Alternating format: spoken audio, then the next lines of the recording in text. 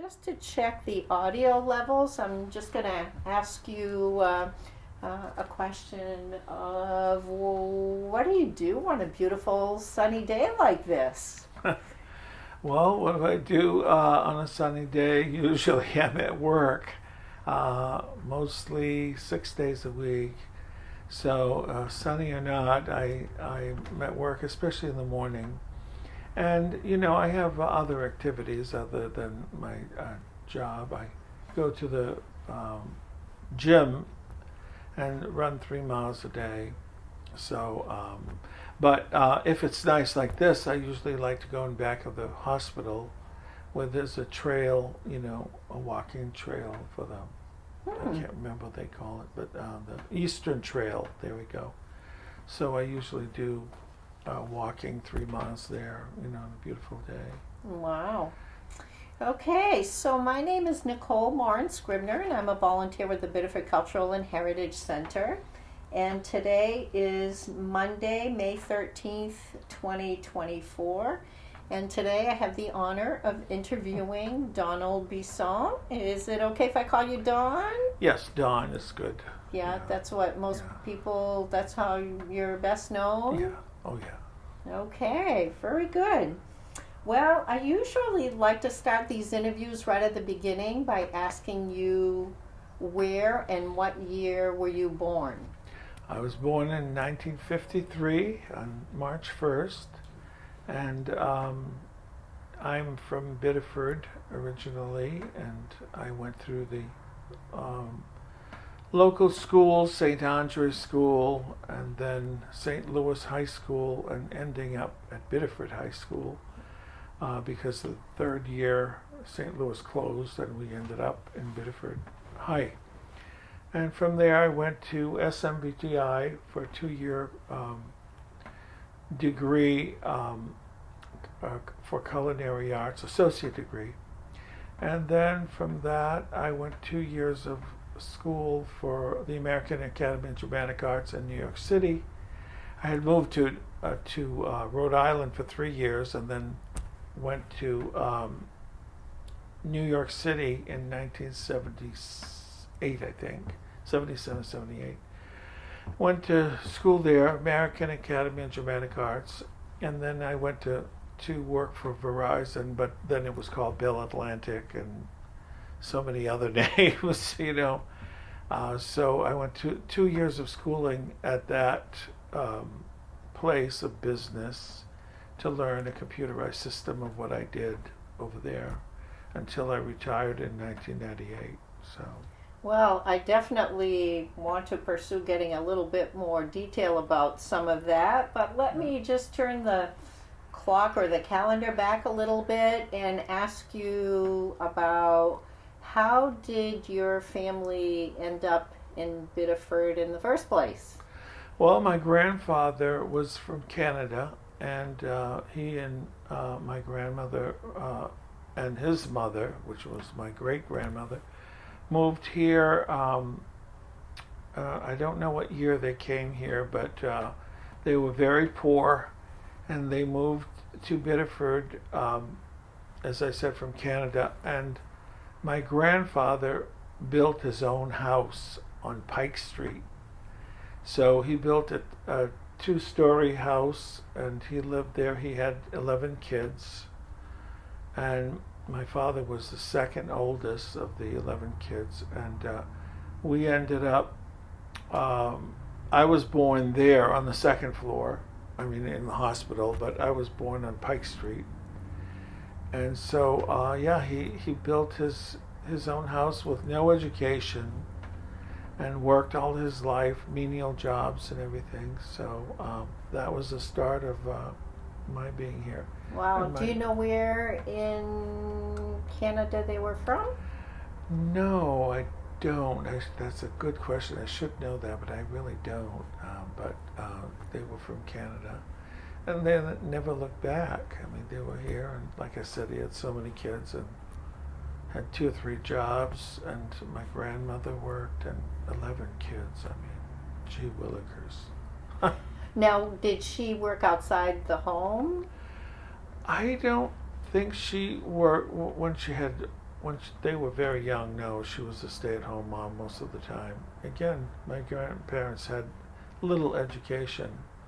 So, it was up to the husband to take care of the family back then. I mean, more so than now. But so, like I said, he had many jobs and everything. So, Did you get to know them yourself?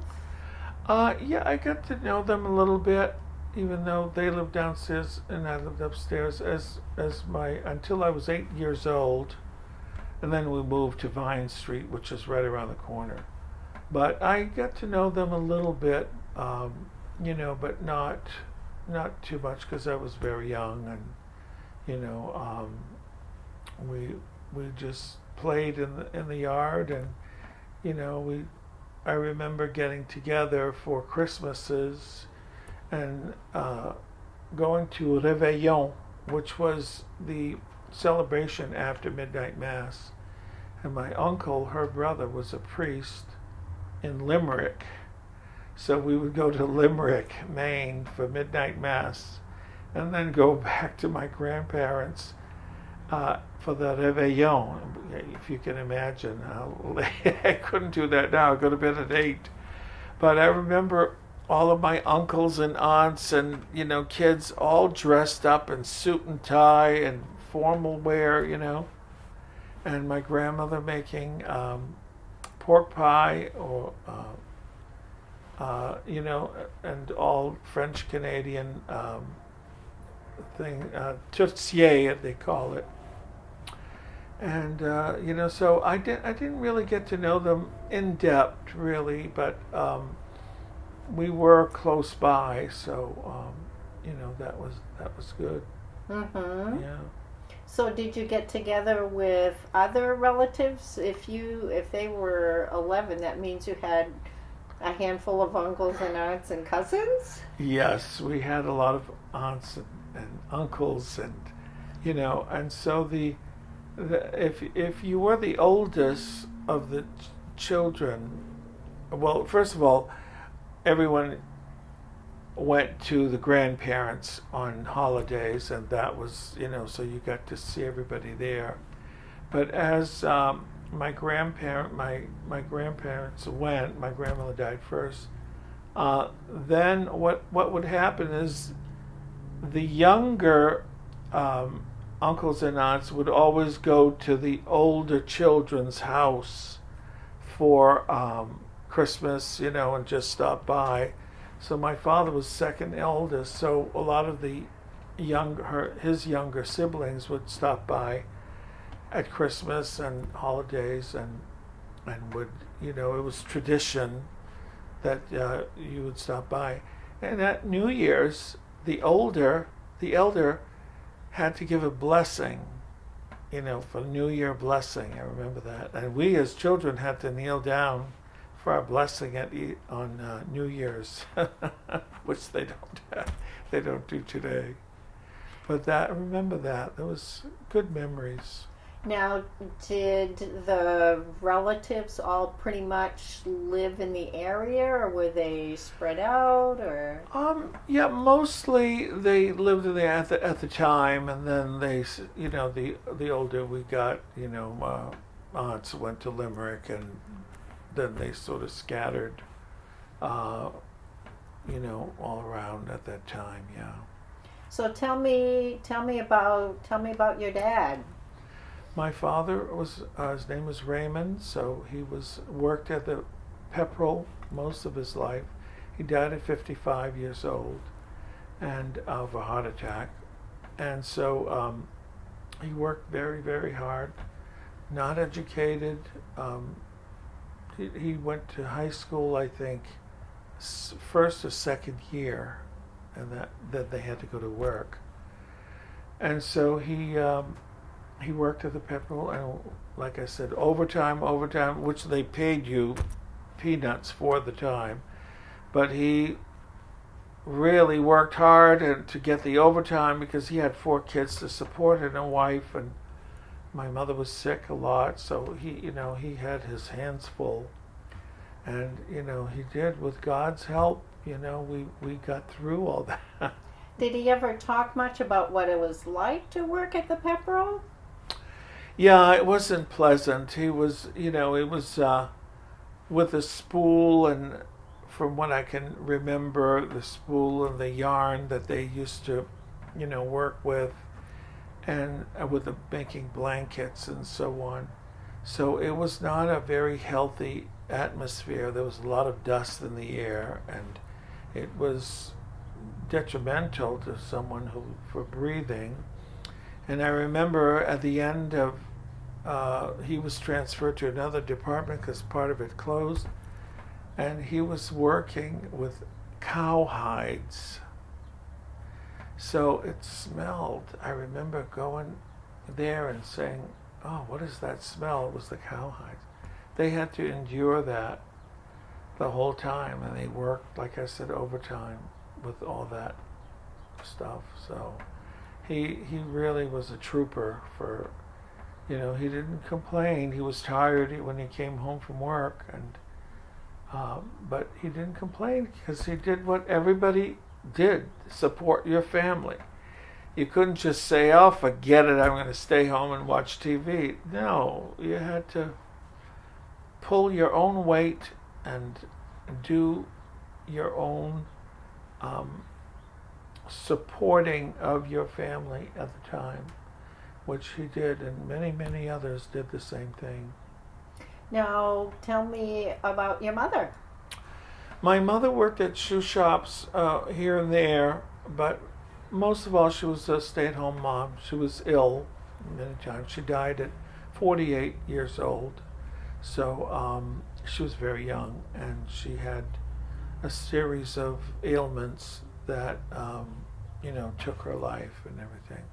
But I think I always say this: she was a saint, because my mother didn't smoke, she didn't drink, she didn't curse. She was very, she had a big devotion to Mary. She said the rosary all the time, which is where I got my love of God, is from my parents. And when we were very young, we'd say the rosary every day. We'd sit down. I say it every day now, but I mean, when we were young, we would literally in the kitchen kneel down and say the rosary. And my brother was younger, so he was fidgeting all over the place. But that's what we did back then, and what could be better than a family praying together and saying the rosary with an affinity to Mary and to Jesus, of course. So, Any other memories that come to mind in terms of what it was like when you were growing up? well, my parents were very, very big on Christmas. So our Christmases were like gigantic, and we had all these presents, and the room was full of presents because Christmas was a really big deal back then. And again, we didn't have much money. I mean, my father worked, but like I said, he worked overtime to get another job to buy presents for Christmas, because they were very big on presents and wrapping. I remember the wrapping was so really beautiful and meticulous, and it was very nice. We would open our presents around 2 in the morning after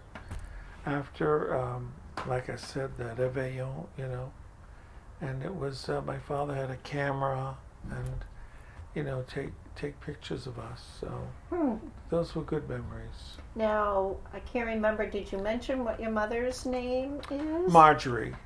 Uh-huh. My mother's name was Marjorie. And was she born in Biddeford? Is her Yes. family from the Biddeford area as well? Yes, she was a Budigal. Her last name maiden name was Budigal, and her mother, my grandmother, had 15 children. Yeah, I know, 15. And my mother was a baby. She was the last one.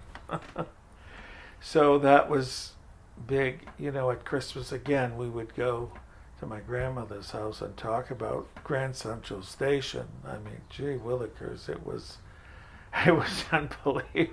There was wall-to-wall people, you couldn't get by. It was so amazing. But that's she lived to be 101. My grandmother Julia. Yeah. Wow. Now, My had they been your mother's family in the Biddeford area for many generations, or where were they from Yeah. originally? Yeah. Well, my grandmother Julia Biddeford was from Massachusetts originally, but she had moved here, and her husband, they were newlywed, but that was many, many years ago. Again, she had 15 kids. So they moved here because of the factory. But it was, Pepperell was where my grandfather Biddeford was working, and so they moved here from Massachusetts. So she was here. She wasn't from here, but she remained here the rest of her life. So. Now, do you know how your parents met? I think they were. I think they were set up on a semi-blind date, and I think I remember something where someone told my father, well, I'm going to set you up, and he said, oh no, I don't, and then they said, yeah, we'll set you up. We know this girl, and I'm paraphrasing here. And so he went on a date with my mother, and the rest was history.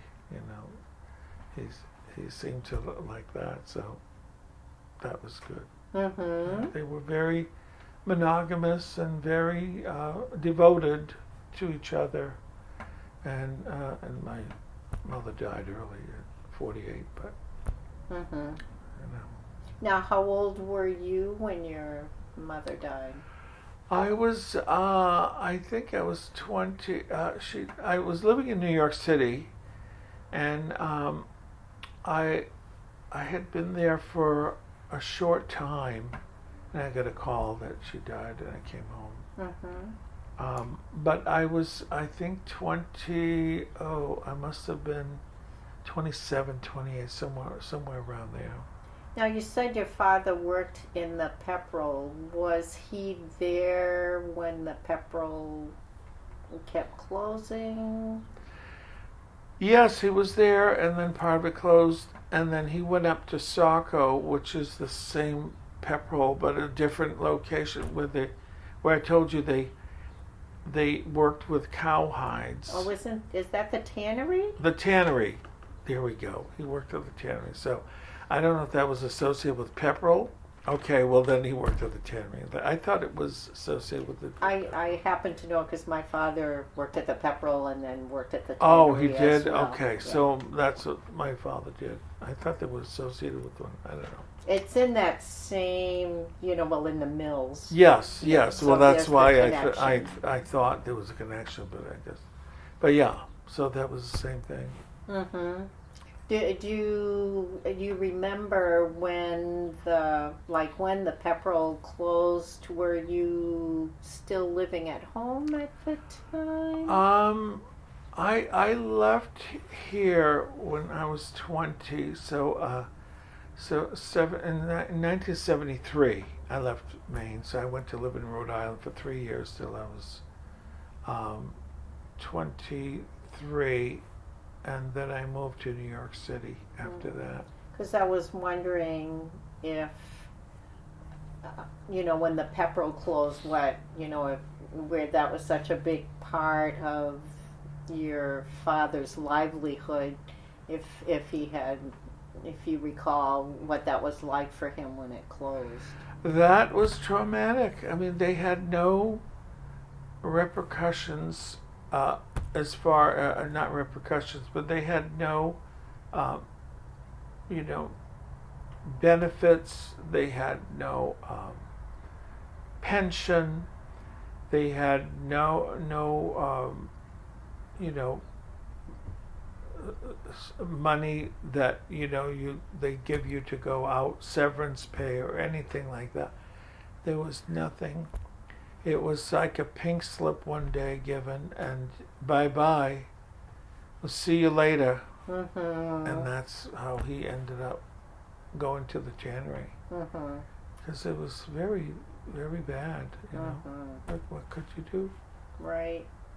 So I think you said you went to school first at St. Andre's? Yes. So tell me about that. Well, I went to school the lower grades at St. Andre's until the 8th grade. And it was pretty, standard procedure for a kid growing up. You know, it was a good place to have an education. And at first we had the nuns, and then we had the brothers as we got older, 7th and 8th grade. And so, you know, but it was good. It was a good recollection. I don't recall too much what happened. What language were you speaking back then? Well, we spoke English, but my initial language was French because my parents spoke French at home. So I went to school and I learned English there, and I'd still go home from school and they'd speak French, you know. So I was very glad of my language, although a lot of people that I went to school with were embarrassed to learn to speak French. They were actually embarrassed, and even my sisters sometimes, and would, shy away from anyone letting them know that they knew French. And I was never like that. I was always very proud of my language and didn't see the need to hide my language. It's better to know more languages, not less. But there was this thing around this, that people were prejudiced, I guess, for if you spoke French for some reason. And I never understood that. So I always was proud of my French heritage, always have been. So you went from St. Andre's to... I went from then to St. Louis High School for the first 3 years, and I, was there, was in the band, was in chorus, and then it closed after the junior year. Any special memories from when you were at St. Louis? What was that like? It was good experience. I mean, I learned typing, and I learned from the brothers that taught, and science and everything else. So it was a good experience. I can't complain about my childhood there.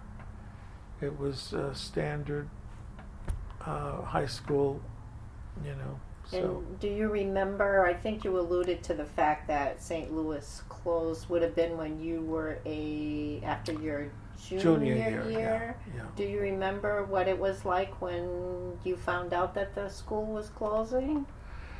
Well, I was very unhappy because I wanted to finish my high school at the same school. Because when we went to Biddeford on the last school year, it was a very different experience. I didn't know anybody. I couldn't warm up to what was going on. Everything was different. The teachers were different. The school had merged, which meant that we had almost 400 kids. I remember the graduates. So you were in a middle of a pile of people, which is all new. So I didn't really enjoy my senior year, but we went through it and I survived. So. Now, do you remember when you were growing up, especially your teenage years, what did you do for fun? Well, I'd hang out with friends. We would go to play cards at my friend's house, Tremblay, and Michael Tremblay and Mark Pelletier.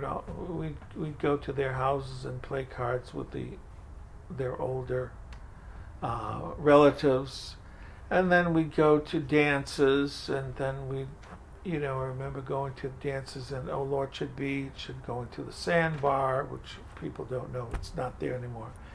But, we'd go to dances and we'd drive and, sort of be rowdy on a Saturday night, and then come back home. And every time we'd come back home, we'd end up at Alex Pizza. Before we went home to bed, we'd go to Alex Pizza and we'd have a pizza, then we'd go home. And Alex Pizza by Alex, looks the same as it was when I went there. Nothing's changed. Same paneling on the walls.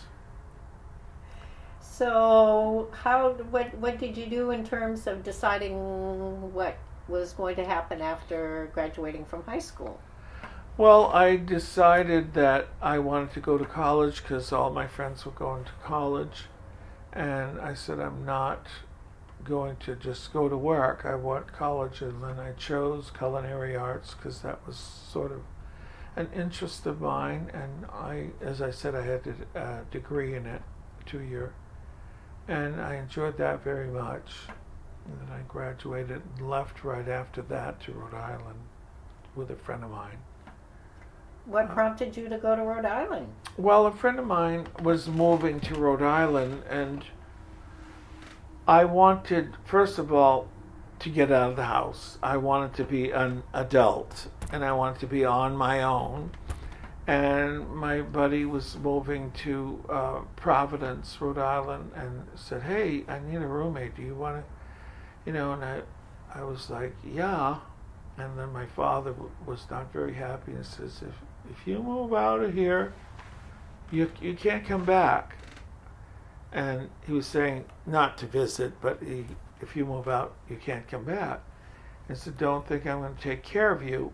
And that was a very good lesson for me, because I was ready to move out. I wanted to move out, and those words rang true. I said, I'm not going to ask my father for a penny. I'm going to take care of myself, be independent. And so that's what I did.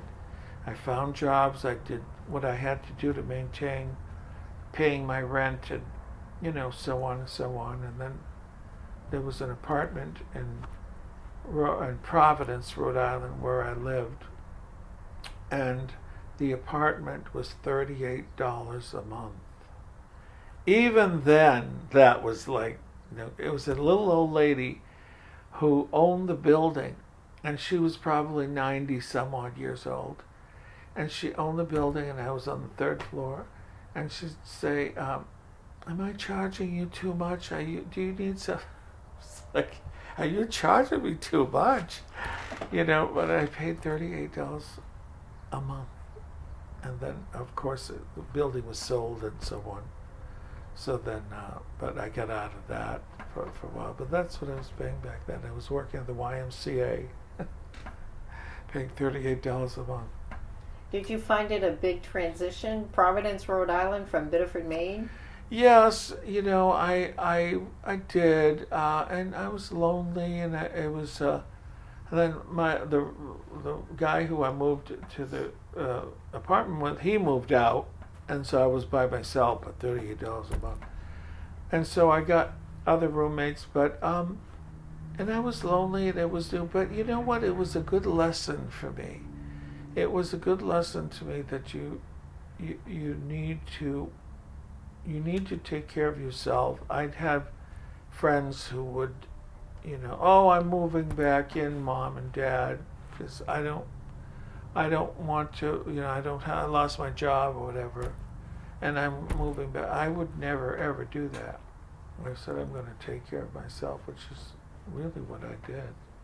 So it forced me in a way to become an adult and to be independent, which is really what I wanted to do, and I think everyone should go through that. I think after a while, your parents should push you out of the nest if you've been there too long.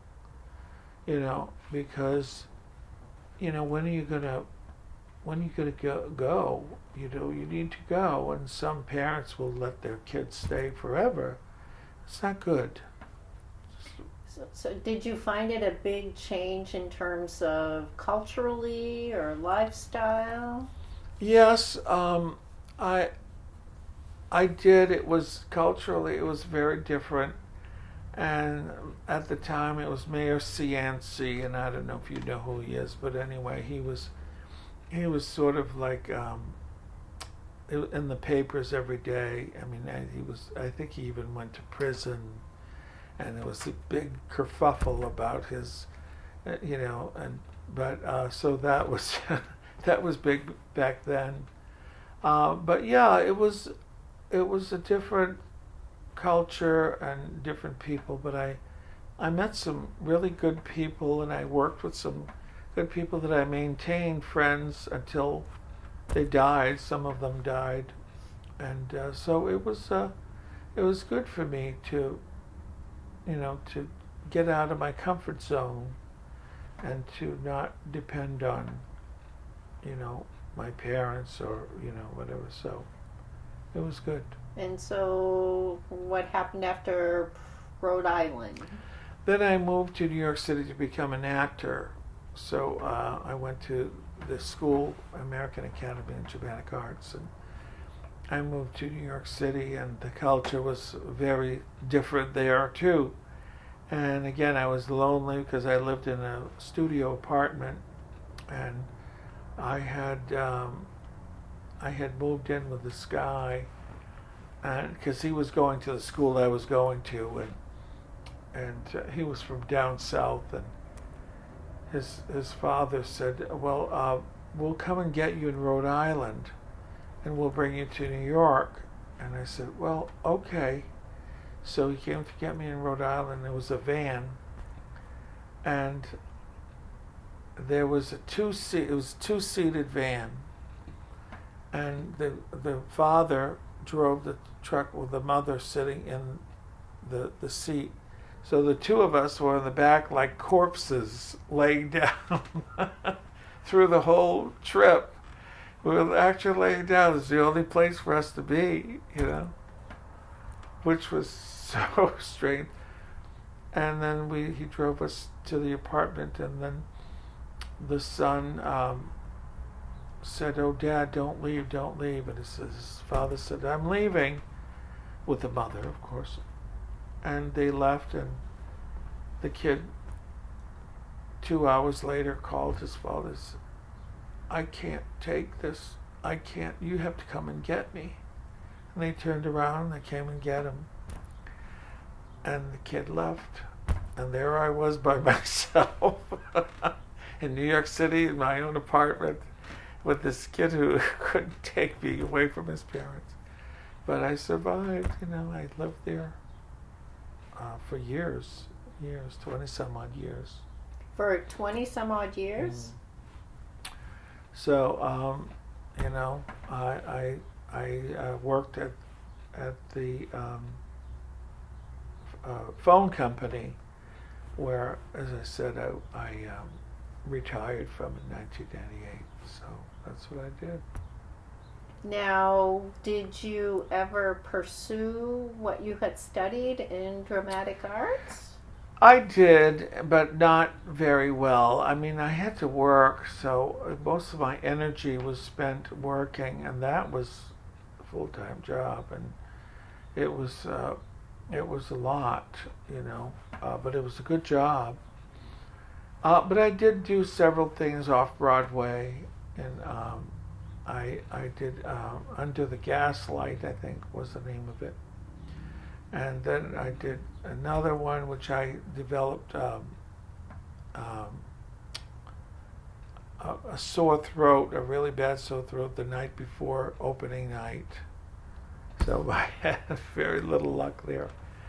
But yeah, so I did a few other things, and then I really liked the theater, so I would go to the theater. But for the most part, my acting was done at the phone company. So How'd you land a job at the phone company? well, I was a waiter downtown where the World Trade Center was. There was a restaurant there called Mr. G's, and I was a waiter there, and I was a waiter there, and it was mostly all men that would come to the restaurant.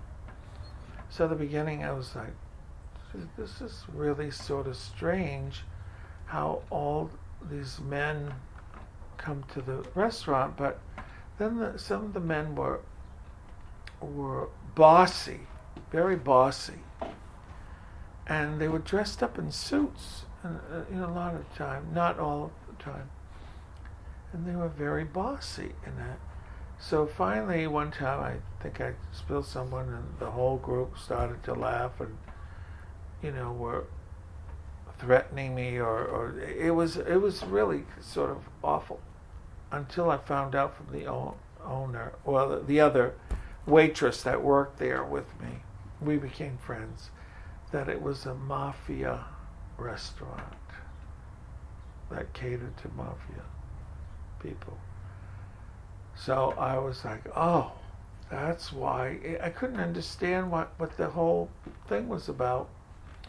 So I didn't stay there too long. So I went to get a job. They had openings for the phone company. And you had to pass a test. Then you had to do the test. Well, I passed the test with flying colors. And they said, do you want to start? And I was, yeah. I want to get out of that business. So that's how I went to the phone company. So what did you do for the phone company? I worked with installation and repair. I was a tester, and so I worked in installation and repair, government businesses. So I had all the government things to do. Whenever President Clinton at the time would come in, the White House would come into New York, I had to install all the phones necessary for that location and disassemble after they left. So that was the White House communication I worked with.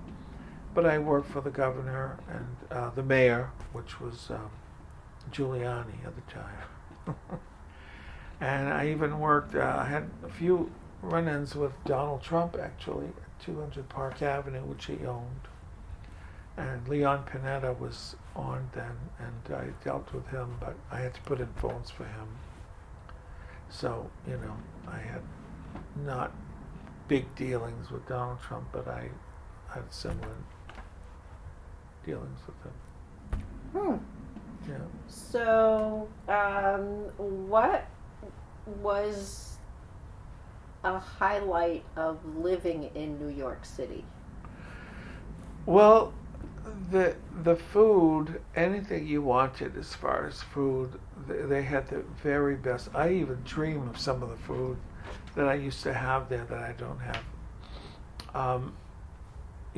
Anything you wanted, any cuisine, they have the best. It's the best thing you can eat. The plays on Broadway were another thing that I really relished and enjoyed going to see. And I'd have family come over, and I'd always take them to a play. The stores, the walking, Bonwit Teller, Macy's, and all these things. Plus, when I lived in New York, you walked, because I didn't have a car, because you can't have a car unless you're really mucho rich and living in New York. So most of what I did, I took the subway or I walked, and I loved walking. You walk along 6th Avenue, or you walk along with Bonwit Teller and St. Patrick's Cathedral, and and then on a Saturday, the city's hustling and bustling, and anything you want to, you go and walk over there, and you just see people, and it's exciting in a way, It's really, it's good in a way. In other ways, it's not so good. The noise and the dirt and the dump trucks every night and the sirens for the ambulances, there's the bad part too. Living in a studio was not really that great because it's so small. But there are pros and cons, and if you're young, I think it's better because you can, navigate that much better than if you're elderly and you can't get around as well.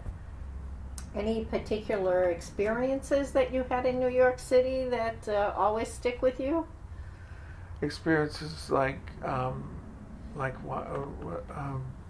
I don't know. What's something that you have access to maybe there that you don't? Well, as I said, the cuisines, the restaurants and the pizza, the best pizza I've ever had is there, and there's so many places to eat. You go to,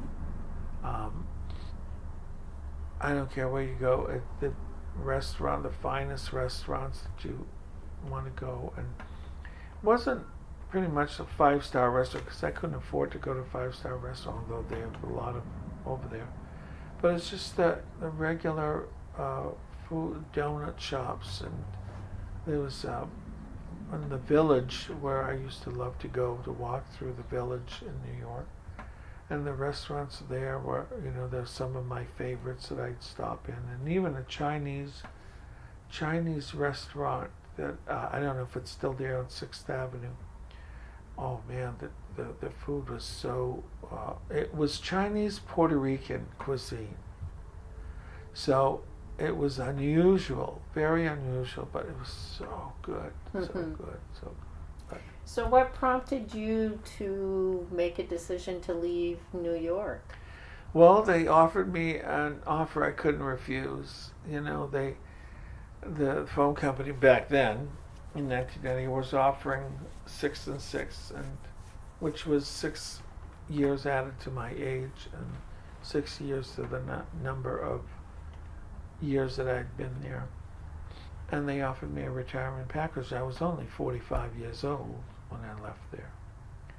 So I took it only because, not because I didn't want to work anymore, because I love to work and I'm not lazy, but I took it because I thought it's my only chance to go to live the life that I want, which is to get a house, to get a car, to get my own place, and also living in New York is confining too, because you never see the sun, see buildings, even if you're walking, and so when you out of New York City and see the sky, you just go, oh wow, that's the sky. You don't see that in New York if you live there.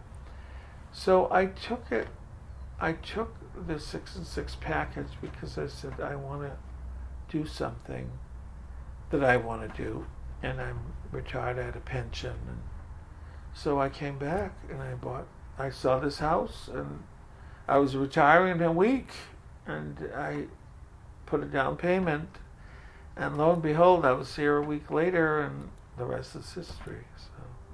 And when you were looking to get your own place and leave New York, did you think of places other than Biddeford?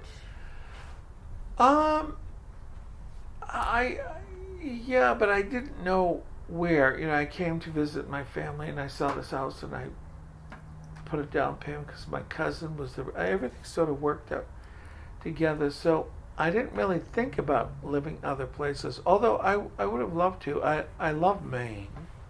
Maine is really nice. I didn't really have to live in Biddeford. That's what my siblings are, but it wasn't that I needed to be right next to them. It wasn't that at all. But this was familiar territory, and so I moved here, and the opportunity to get the house was sort of happenstance. Everything sort of fell into place, and that's really the reason I did it. And so I came here, and I would like to live other places other than Biddeford, but my work is here. I work at the Food Pantry, so. Yeah, so tell me about once you got back here, how did things develop? Well, I came back home, and I worked. I needed to do something because I always have to be moving. So I worked at LL Bean seasonally for a long time. In fact, they wanted me to stay, and I just did seasonally because I was like, I'm not, getting attached with going to Washington Street in Portland. But I did it year after year, and then I stumbled upon the food pantry where I went in one day and I said, and the sign said Tuesday, Wednesday, and Thursday. It was Monday. So I went back the next day and I said, hi. I said, my name is Dawn. She said, oh, hi. She says, go in the back there and we'll show you how to bag. I need a bagger. And I went, okay. I was just wanted to say I was wondering what you all were doing there, so I went in the back. And so finally I stayed there. She'd never asked me my name. So then I think two days later I said, her name is Susie, she's dead now. I said, Susie, do you mind if I could offer some suggestions on how to do some things differently? Would you mind? No, not at all, she said. So I started to say, I think we could implement and do this way. And she says, oh, whatever you think. Well, she didn't run the place that efficient. Her mother had started, she had Alzheimer's. Rita had Alzheimer's. So I took over. Like that. And then the rest is history. So I may have missed it. So what prompted you to stop in there in the first place? Well, I saw this place and I saw the rent center and I said, what is this place? Because it's set back from the street. And I think God was leading me there because I needed to do something fulfilling, something that God would be, doing God's will, because LL Bean was so, but I didn't think it was fulfilling a need for me to give back to people. And so I stumbled onto this place, and then it was closing. It was going down the tubes. And until I got a call from the IRS, and they said, are you Don Bisson? You just took... I said, yes, I am. Oh, they said, well, your for-profit business is... I said, no, it's non-profit. We're non-profit. This is for your for-profit. I said, I told you we're non-profit. No, Mr. Bisson. I said, what do you mean, no? What are you talking about? So they told me. So I called my boss. What are they smoking here? They're saying when she had lost the tax-exempt status for not filing taxes for 5 years in a row. You lose your tax-exempt. So I went, oh. So I said, I'm going in the next day and I'm quitting. I said, I'm done. That's it. I'm not.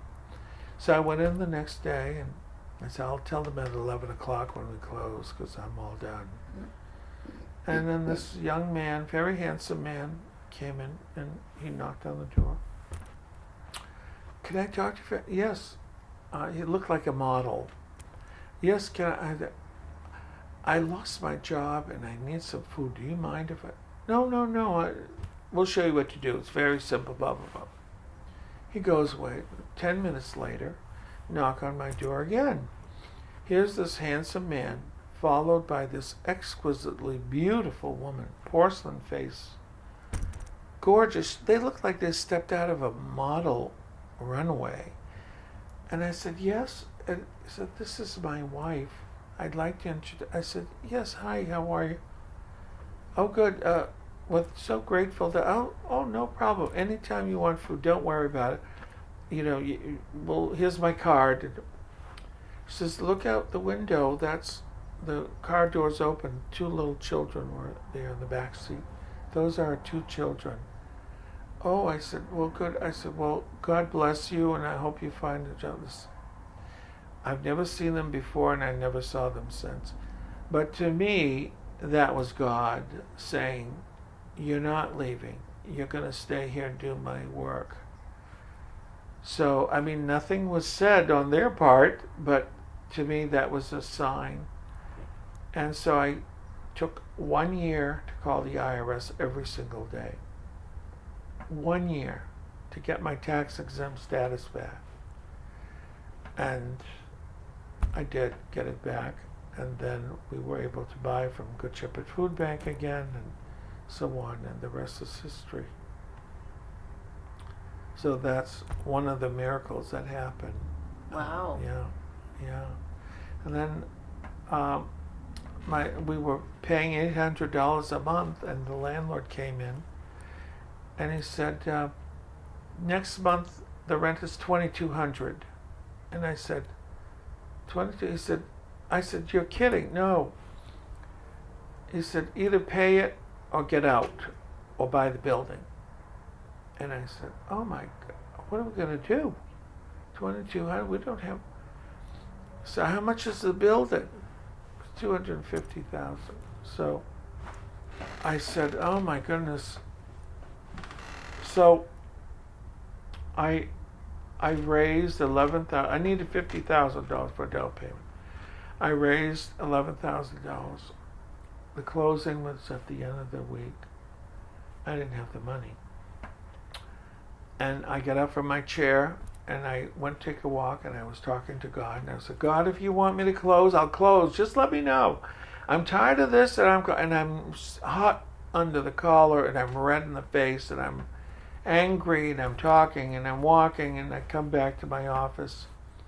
5 minutes later, a knock on my door. And I said, yes. And I said, what are you so upset about? I'll tell you, I need $40,000, blah, blah, blah. He said, I'll have the check tomorrow. I go, don't kid with me. I said, I'm really not in the mood. No, I'll have the check tomorrow on one condition. What's the condition? That you never say who it's from. The next day, that person came with the $40,000, and I was able to make the down payment to buy the place. Now, if that isn't God, then there's, that is definitely God working His miracles. So, but the gist too of that was when He knocked on the door and said, what are you so upset about? That's what He said. What are you so upset about? But to me, that was Jesus saying, why did you lose faith in me? That's not what the guy said, but to me, it was the way he said it was like, why did you lose faith in me? And so I go, oh, that was an eye-opener right there. But that really happened. I mean, that's miracles. So how long ago was that? We bought the building 1997. Sorry, 2017, December 21st of 2017. So that's how long that was. That's when the closing was. And how have things progressed since then? Oh, and it's progressed where our numbers are up 75% from last year. We have so many more asylum seekers. It's not like it was when I bought the building.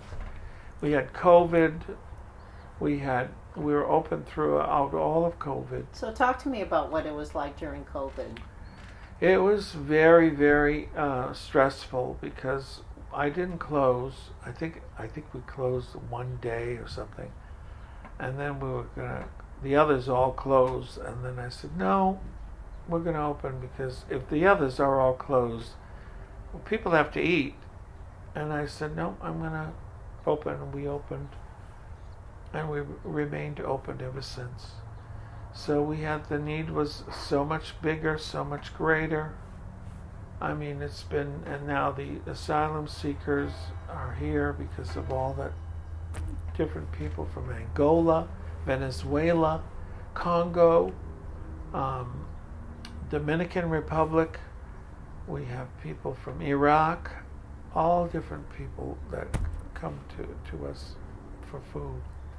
And the numbers just keep coming, you know. It's more people. We spend around $6,500 a week on food. Yeah. I used to spend $3,000 a month before COVID. I now spend that much, so it's becoming increasingly more difficult. But God in His mercy has been there. I've never told anyone we're completely out of food, you can't have it. I've never said that. We always have something. We run out of things, but you know.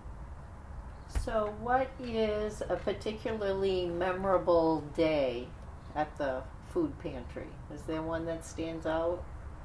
Well, the few that I just told you, you know, the miracles stand out rather bluntly. You know, we've been through a lot. In the 20 years I've been doing it, you know, so many people have come and gone, so many changes, and so many people we've fed, and you know, we've had some good days and we had some bad days. But for the most part, people are happy that they're getting food at no cost to them. And so we try to provide that, you know, with all my volunteers, and we do the best we can. So you have quite a few volunteers? Yeah, I have over 40. Yeah, 40 volunteers. 48, I think we counted one. Not all at once, but, you know. What is something, is there something that comes to mind that's about, I wish people in the community realized X about the food pantry? Well, what I would like to convey is that for the people who are really not knowing too much what we do, is that we do get food from Hannaford and Target, but for the most part we have to pay for our food at Good Shepherd Food Bank. A lot of people feel Good Shepherd Food Bank, that's the big behemoth, so it's all free. No, it's not. We have to purchase it at a discounted price, of course, but we still have to buy it. So if you're going to, in my opinion, if you're going to give food or money, give it locally. Give it to your local food pantry. This way they don't have to buy it, you know. I mean, it's also good. They do a good job at Good Shepherd Food Bank, and we do buy from them. And they're, you know, a big organization, yes.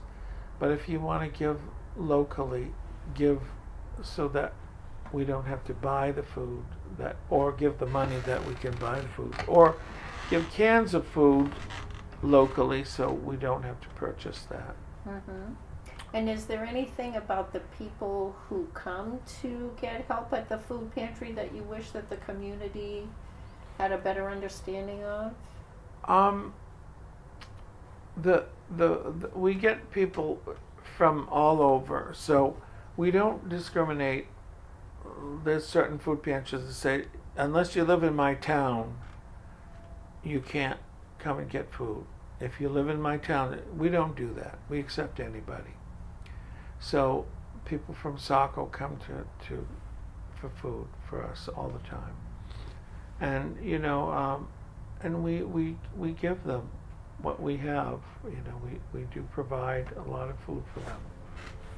So we want them to be secure that if they are in need of food, that they are allowed to come once a week, and you know, they can be assured that we will provide what we have to give them. And we're supposed to be, in addition to their food stamps or their SNAP or their other, you know, but oftentimes we're the sole provision for those people. We're not supposed to be the sole where you just get your food from us, but oftentimes this is the place that they come, you know. Mhm. So that's it. Hmm. And so you have seen some changes in Biddeford. What's your perspective on, what you've seen transpire in Biddeford over the years? Do you mean from the food pantry or The, the community as a the whole. community? Well, we have a new mayor, and he's wonderful. He's absolutely wonderful.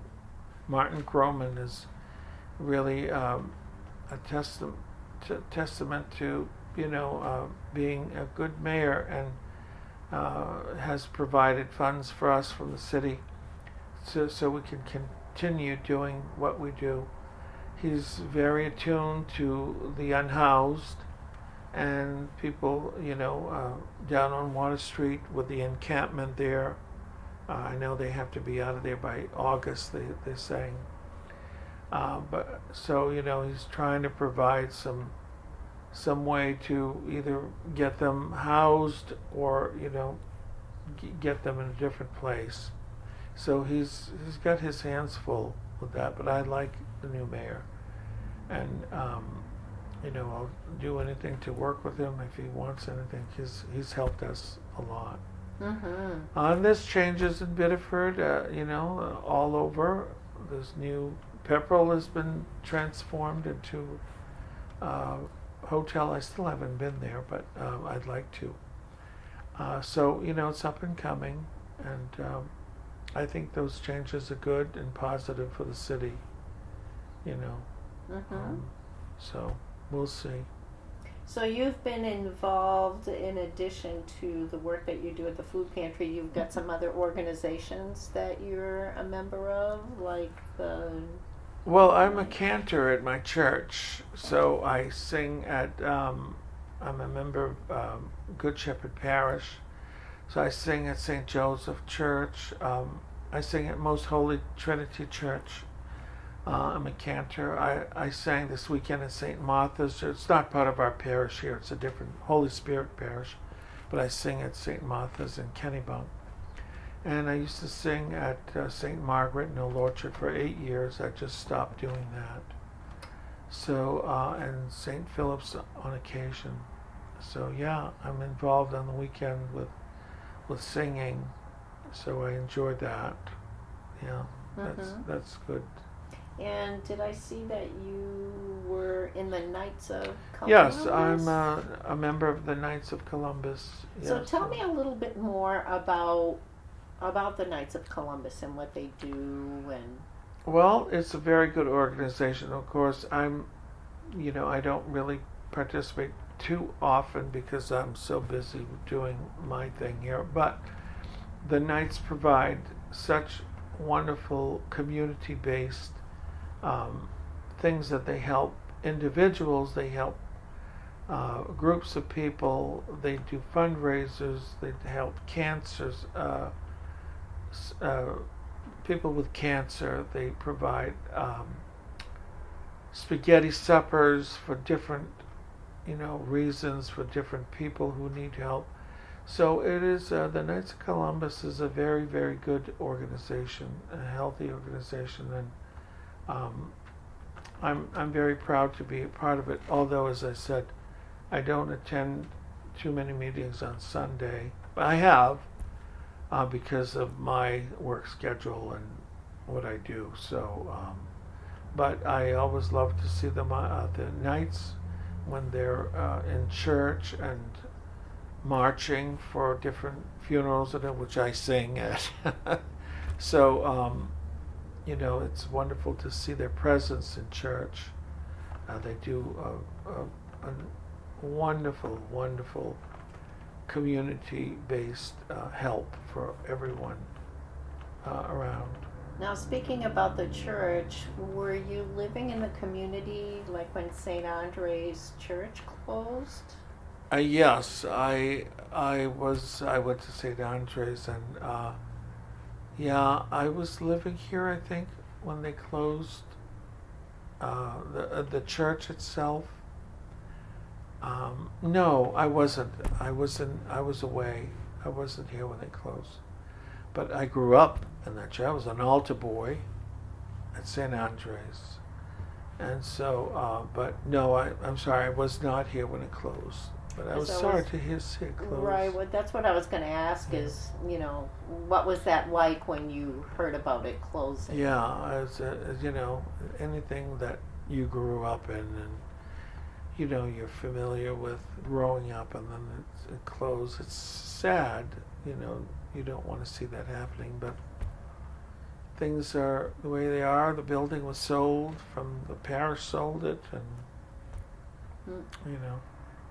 So I believe that through the years you've received some recognition and some awards. Talk to me about that. Oh, I've just received, I used to, as I said, I had government offices and dealt with White House communication whenever Clinton was in office. And so I dealt with Secret Service and the White House communication, which would set up the phone. So I got some awards from them. And they invited me to the White House too, and that was great.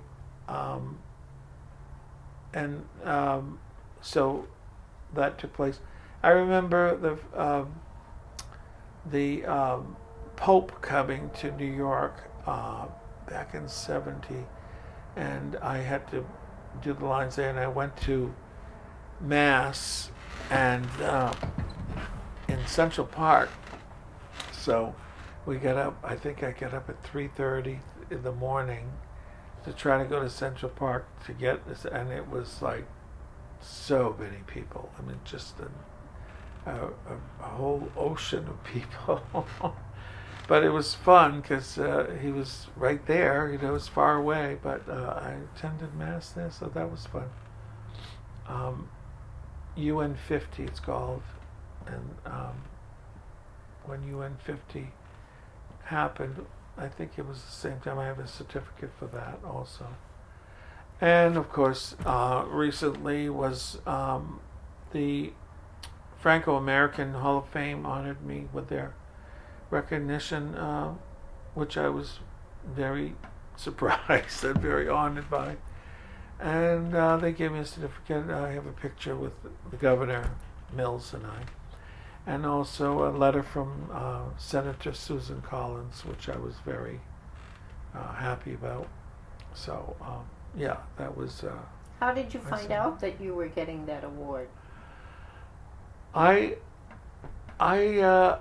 found out that I was getting that award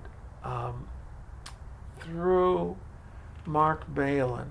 And Mark Balin was supposed to be there on the day that I met with the governor and the other honorees, and he couldn't make it that day. He had a family situation, so he wasn't there. But we communicated on email and text and everything. So that's really how I found out. And I was like, "Are you sure you have the right person?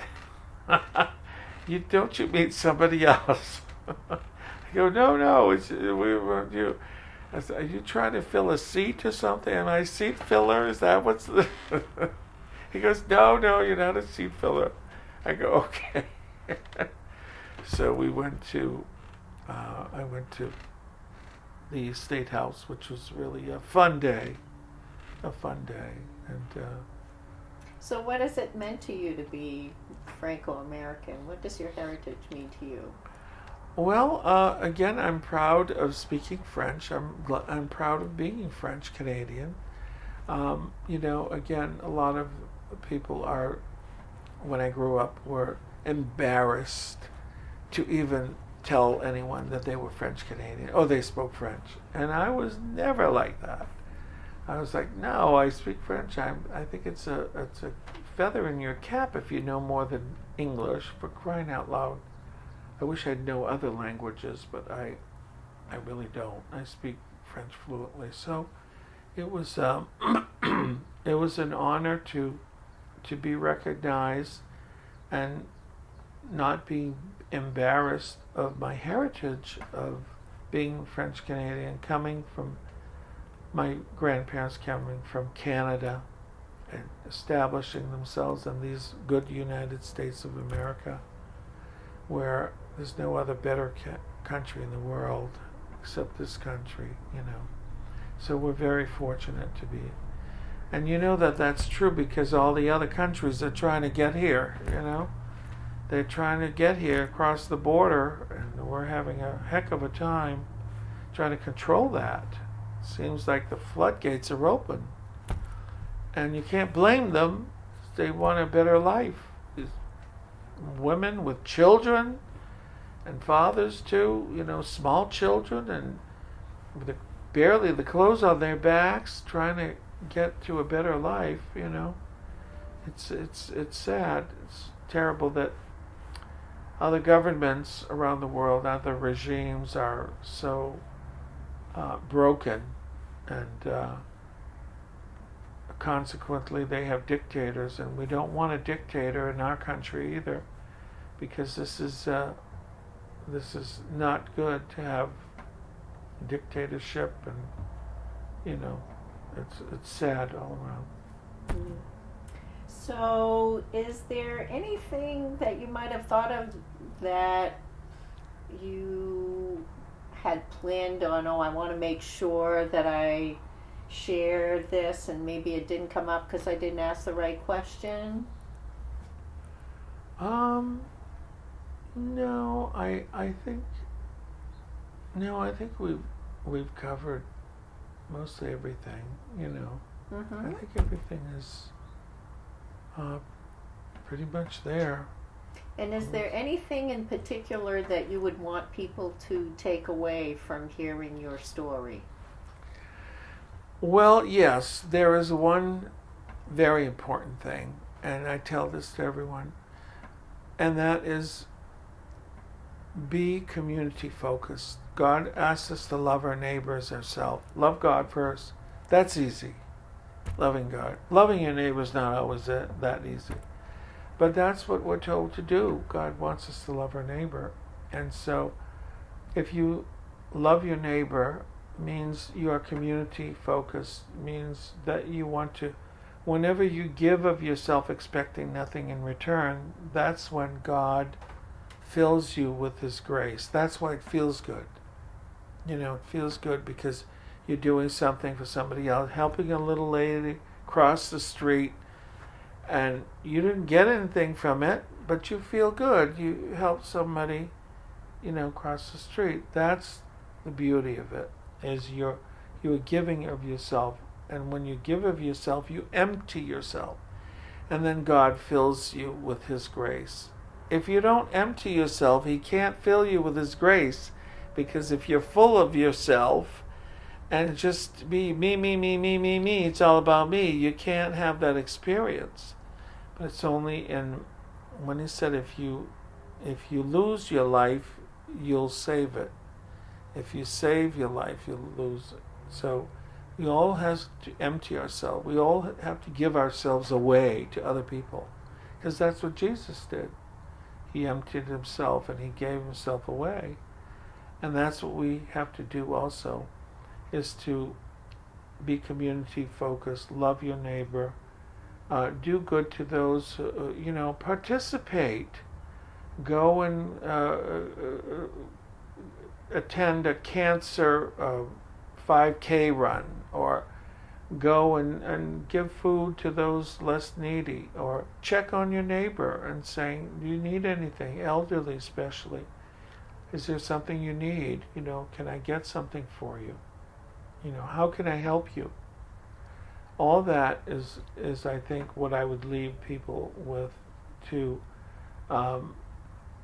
because God sees what we do. He knows everything, and He sees what you do. And like I said, when you give of yourself and empty yourself, and you then is when you love your neighbor, in my opinion. Wow, powerful words. Yeah, So I want to thank you for taking the time to share your story. And on behalf of the community and the Biddeford Cultural Center, I want to thank you for all your contributions. And the Franco-Americans, too, for representing us. So, Well, thank you for coming here and spending the time with me here. I appreciate it. okay.